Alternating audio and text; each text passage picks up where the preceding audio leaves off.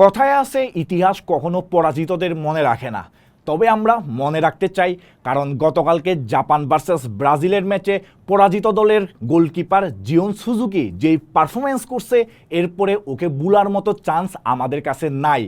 গতকালকে ব্রাজিলের যে অ্যাটাকিং লাইন, ওই অ্যাটাকিং লাইনের সামনে একাই চীনের প্রাচীর হয়ে দাঁড়াইছিল জাপানের গোলকিপার জিওন সুজুকি।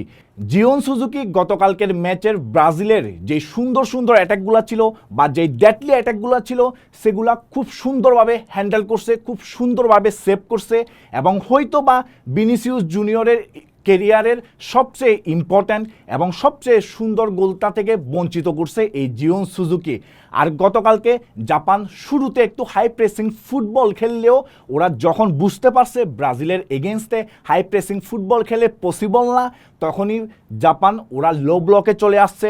এক পর্যায়ে ওরা 5-3-2 বা 5-4-1-এ গিয়ে ডিফেন্স করছে এবং এই লো ব্লকে থেকে ওরা কাউন্টারে বা কুইক ট্রানজিশনে অ্যাটাক করে ব্রাজিলকে বিট করার চেষ্টা করছে এবং সেন্ট্রালি ব্রাজিলকে বিট করার চেষ্টা করছে এবং সেটাই আমরা দেখতে পাচ্ছি। খুব সুন্দর একটা ইন্টারসেপশনের মাধ্যমে ব্রাজিলকে একটা গোল করে শেষ পর্যন্ত ব্রাজিলের এগেনস্টে লিডটা নিয়ে নেয় জাপান এবং ওইখান থেকে ব্রাজিল ফার্স্ট হাফে জাপানকে ওই রকম কিছু করতে না পারলেও ব্রাজিল সেকেন্ড হাফে গিয়ে জাপানের উপর একের পর এক অ্যাটাক করে। স্পেশালি আমি বলবো সেকেন্ড হাফে কার্লো অ্যানচেলোত্তির যে সাবস্টিটিউটটা, ওইটা খুব ভালোভাবে কাজে লাগছে ব্রাজিলের ক্ষেত্রে।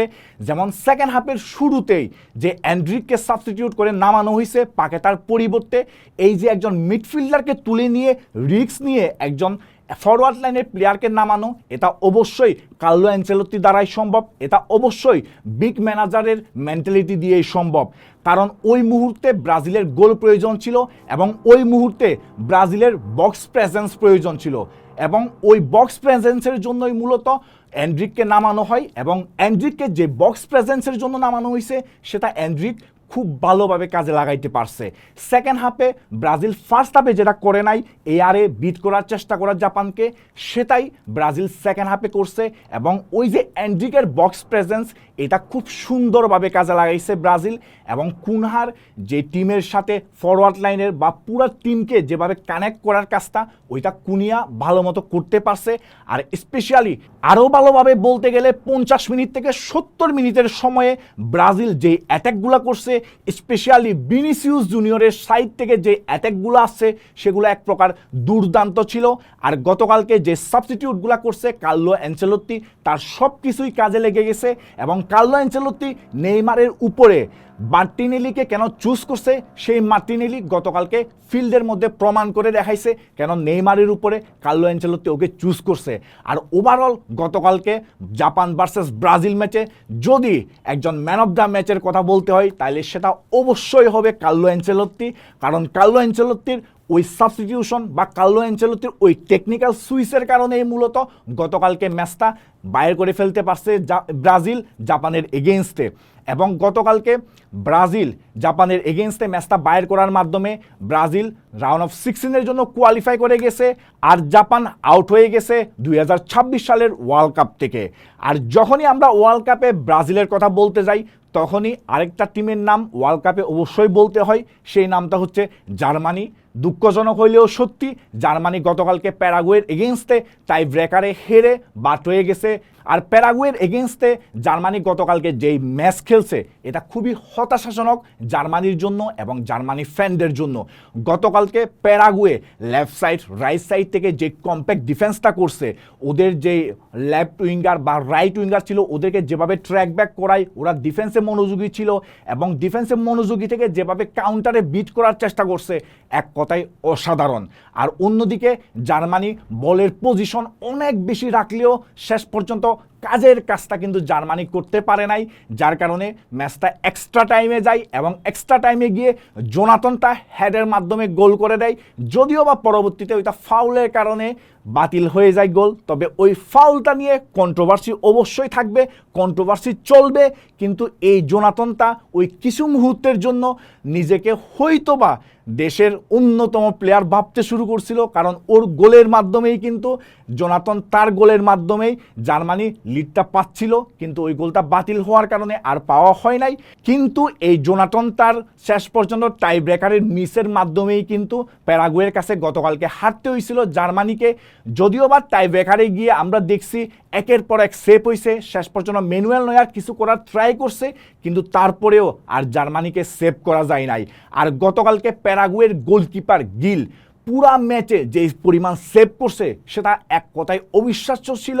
আর গতকালকে গিল পুরা ম্যাচের মধ্যে 6টা সেভ করছে, তার মধ্যে বক্স থেকে 4টা সেভ করছে এবং টাই ব্রেকারে গিয়ে পেনাল্টি শুট আউট সেভ করছে 2টা, যেটা এক প্রকার অবিশ্বাস্য বলা যায় কোনো একটা গোলকিপারের জন্য ওয়ার্ল্ড কাপের মঞ্চে, এবং তাও জার্মানির বিপক্ষে, যে জার্মানি 2014 সালের চ্যাম্পিয়ন।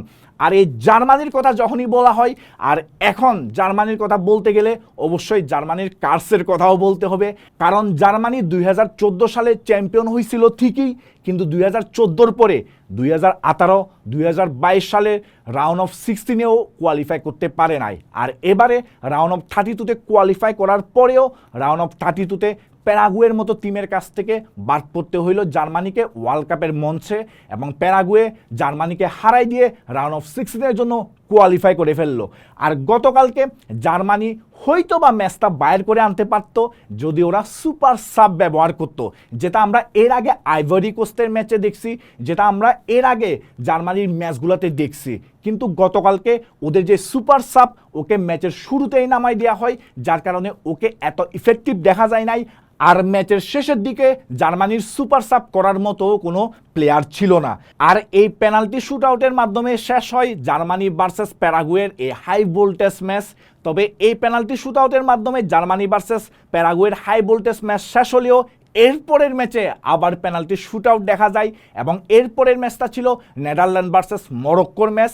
আর নেদারল্যান্ড ভার্সেস মরক্কোর ম্যাচটা 120 মিনিট পর্যন্ত 1-1 গোলে ড্র ছিল, এবং এই 1-1 গোলের ড্রতে নেদারল্যান্ডের হয়ে একমাত্র গোলটা করে লিভারপুলের স্টার কোডি গাকপো। আর কোডি গাকপো গোল করার পরে বাচ্চার মতো কান্না করে দেয়, কারণ কোডি গাকপো কয়েকদিন আগেই ওর যে সন্তানকে হারাইছে, যার কারণে মূলত এভাবে কান্না করছে। এটা অবশ্যই ফুটবলের জন্য একটা হৃদয় বিতারক ঘটনা। আর এই কোডি গাকপো ওর সন্তান হারানোর পরেও ও কিন্তু ক্যাম্প ছেড়ে চলে যায় নাই নেদারল্যান্ডের জন্য। ও রাউন্ড অফ 32 ম্যাচ খেলতে নামছে, যদিও বা ম্যাচটা নেদারল্যান্ড শেষ পর্যন্ত বাইর করতে পারে নাই। শেষ পর্যন্ত মরক্কো ম্যাচটা বাইর করে ফেলছে। কিন্তু গতকালকের ম্যাচে এই নেদারল্যান্ড ভার্সেস মরক্কোর ম্যাচটাতে সবচেয়ে সারপ্রাইজ বিষয়টা ছিল নেদারল্যান্ড 3-ম্যান সেন্টার ব্যাক নিয়ে স্টার্ট করছে। ইউজুয়ালি কিন্তু নেদারল্যান্ডকে আমরা এই টুর্নামেন্টে 3-ম্যান সেন্টার ব্যাক নিয়ে স্টার্ট করতে দেখি নাই, ওরা 2-ম্যান সেন্টার ব্যাক নিয়ে স্টার্ট করছিল।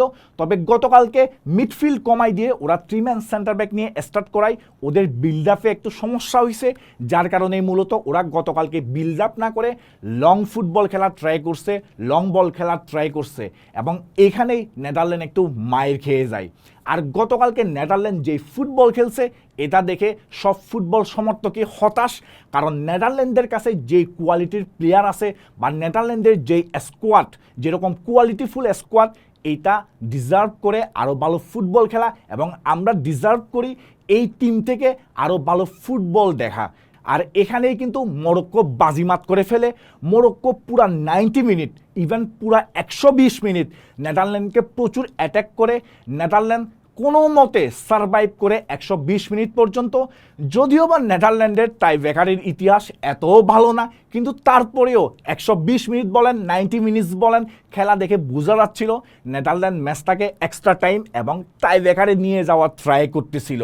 এবং নেদারল্যান্ড 90 মিনিটস 120 মিনিটে যে অ্যাটাকগুলো কনসিড করছে তার বেশিরভাগ ওদের গোলকিপার আটকাই দিছে। ওদের গোলকিপারের কারণেই বলা যায় নেদারল্যান্ড গতকালকে 120 মিনিট পর্যন্ত সারভাইভ করতে পারছে। আর মরক্কো গতকালকে ওরা আবারও প্রমাণ করছে কেন ওরা এই টুর্নামেন্টে one of the most favourite team এখন বলতে গেলে, আর কেন ওরা ব্রাজিলের এগেনস্টে ভালো ফুটবল খেলে ড্র করছিল, কেন ওদেরকে one of the best team ধরা হচ্ছে এই টুর্নামেন্টের। মরক্কো আজকে নেদারল্যান্ডের বিপক্ষে যদি ক্লিনিক্যাল থাকতো তাহলে 120 মিনিট বা 90 মিনিটসের মধ্যেই খেলাটা কমপ্লিট করে ফেলতে পারতো। মরক্কো শুধুমাত্র ক্লিনিক্যাল না থাকার কারণে টাইব্রেকারে গিয়ে একটু কঠিনভাবে ম্যাচটাকে জিততে হয়েছে। আর আজকের ম্যাচে ক্লিয়ারলি ফিল্ডের মধ্যে ব্যাটার টিম ছিল মরক্কো। নেদারল্যান্ড এত ডিফেন্সিভ ফুটবল খেলার পরেও বা নেদারল্যান্ড 3-ম্যান ব্যাকলাইন নিয়ে খেলার পরেও মরক্কো যেভাবে ম্যাচের টেম্পো কন্ট্রোল করছে বা পুরো ম্যাচটাকে যেভাবে ডোমিনেট করে খেলছে, ক্লিয়ারলি ব্যাটার টিম ছিল ফিল্ডের মধ্যে এই মরক্কো। আর মরক্কোর রাউন্ড অফ 32-তে নেদারল্যান্ডের বিপক্ষে এই জয়ের পিছনে আরেকজনকে ক্রেডিট অবশ্যই দিতে হবে, সেটা হচ্ছে মরক্কোর গোলকিপার ইয়াসিন বোনোকে।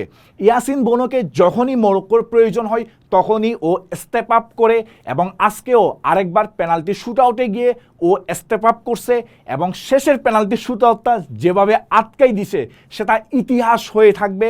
আর এই পেনাল্টি শুট আউটের মাধ্যমেই আজকের 3টা ম্যাচের সমাপ্তি হয়। এবং আজকে যে আমরা দেখতে পারছি প্যারাগুয়ে আজকে যেভাবে জার্মানিকে হারাই দেওয়ার মাধ্যমে সবাইকে সারপ্রাইজ করে দিছে, আগামীকাল সুইডেন ভার্সেস ফ্রান্স ম্যাচে সুইডেন ফ্রান্সকে হারাই দিয়ে এভাবে কি সারপ্রাইজ করে দিতে পারবে? কারণ সুইডেনের যে অ্যাটাকিং ট্রায়োটা ওইটা খুবই ডেডলি, ওইখানে ইসাকের মতো প্লেয়ার আছে, ওইখানে গৈকরেসের মতো প্লেয়ার আছে, এবং ইলাঙ্গার মতো প্লেয়ার আছে। ওই যে ট্রায়োটা ওইটা কিন্তু জ্বলে উঠলে যে কোনো সময় যে কোনো কিছু হয়ে যেতে পারে। আর অন্যদিকে কিন্তু ফ্রান্সও শক্তিশালী টিম, ফ্রান্সের যে ইন্ডিভিজুয়াল ব্রিলিয়েন্স ওইটা ওদের প্রথম শক্তিমত্তা এবং সবচেয়ে বড় শক্তিমত্তা। ওদের একজন যদি অফ ফর্মে থাকে আরেকজন পারফর্ম করলেই ম্যাচটা ওরা বাইর করে ফেলতে পারে, যেমনটা আমরা লাস্ট ম্যাচে দেখছিলাম। সেখানে ওলিসে একটু অফ ফর্মে ছিল, কিন্তু ডেম্বেলের একার পারফরমেন্সে অপোনেন্টকে একেবারে ধ্বংস করে দিছে। তো এই যে ফ্রান্স টিমটা যে ইন্ডিভিজুয়াল ব্রিলিয়েন্স, এই ইন্ডিভিজুয়াল ব্রিলিয়েন্স জিতবে নাকি অন্যদিকে সুইডেনের যে টিম কেমিস্ট্রি বা সুইডেনের যে অ্যাটাকিং ট্রায়োটা ওইটা জিতবে, সেটা আমরা আগামীকালকে দেখতে পারবো। আর ফ্রান্স ভার্সেস সুইডেন ম্যাচের আগে আমরা আরেকটা হাই ভোল্টেজ ম্যাচ হয়তো বা দেখতে যাচ্ছি, আইভরি কোস্ট ভার্সেস নরওয়ের ম্যাচ। আইভরি কোস্ট এই টুর্নামেন্টে এখনও পর্যন্ত ব্যাটার টিম। এই টুর্নামেন্টের গ্রুপ স্টেজে ওরা এখনও পর্যন্ত অনেক বেশি সারপ্রাইজ করছে আমাদেরকে। ওদের আমাদ দিয়ালো ও কিন্তু খুবই ভালো একজন ইয়ং ফুটবলার, এবং অবশ্যই আমরা ফ্র্যাঙ্ক কেসির নাম বলতে পারি, এবং তার সাথে ডিয়ামন্ডের কথা বলতে পারি। এরা যে পরিমাণ ইন্ডিভিজুয়াল ব্রিলিয়েন্স দিচ্ছে আইভরি কোস্টে সেটা অবশ্যই প্রশংসার দাবিদার, এবং আইভরি কোস্টের যে টিম কেমিস্ট্রিটা থাকে সেটাও অবশ্যই প্রশংসার দাবিদার। আর অন্যদিকে নরওয়ের যেই আমরা বলি আর্লিং হালান্ডের কথা বা শর্লটের কথা, আর্লিং হালান্ড যদি ওর ফর্মে থাকে ও একাই এই আইভরি কোস্টকে ধ্বংস করে দিতে পারবে, বা যদি শর্লট জ্বলে ওঠে তাহলে শর্লট একাই আইভরি কোস্টকে ধ্বংস করে দিতে পারে। আর অবশ্যই মিডফিল্ডে আমরা ওডেগারের পারফরমেন্স দেখতে পারবো। এই নরওয়ে ভার্সেস আইভরি কোস্টের ম্যাচটাও হয়তো বা একটা হাই ভোল্টেজ ম্যাচ হতে যাচ্ছে। আর এই দিনের সর্বশেষ ম্যাচ হচ্ছে মেক্সিকো ভার্সেস ইকুয়েডরের মধ্যে। মেক্সিকো এমন একটা টিম এই টুর্নামেন্টে এখনো পর্যন্ত কোনো পয়েন্ট ড্রপ করে নাই, যার কারণে কিন্তু মেক্সিকো এখনো পর্যন্ত এই টুর্নামেন্টের one of the best team বলা যায়। তো এই মেক্সিকোর মুখোমুখি হবে ইকুয়েডর, এই লাতিন আমেরিকার টিম ইকুয়েডর এই টুর্নামেন্টের ডার্ক হর্স বলা যায়। তো এই ইকুয়েডর মেক্সিকোর এগেনস্টে কেমন করে দেখা যাক, বা মেক্সিকো ইকুয়েডরকে হারাই দিয়ে রাউন্ড অফ 16-এর জন্য কোয়ালিফাই করতে পারে নাকি দেখা যাক। আর ফ্রান্স ভার্সেস সুইডেন ম্যাচ এবং নরওয়ে ভার্সেস আইভরি কোস্টের ম্যাচ নিয়ে আপনার কি প্রেডিকশন সেটা কমেন্টে জানাবেন। এবং তার সাথে আমরা যেই ম্যাচগুলো দেখে ফেলছি, ব্রাজিল ভার্সেস জাপান, তার সাথে প্যারাগুয়ে ভার্সেস জার্মানি, এবং তার সাথে নেদারল্যান্ড ভার্সেস মরক্কোর ম্যাচ নিয়ে আপনার কি মতামত সেটাও কমেন্টে জানাবেন। আর অবশ্যই সব সময় থাকবেন ডি পোস্টের সাথে।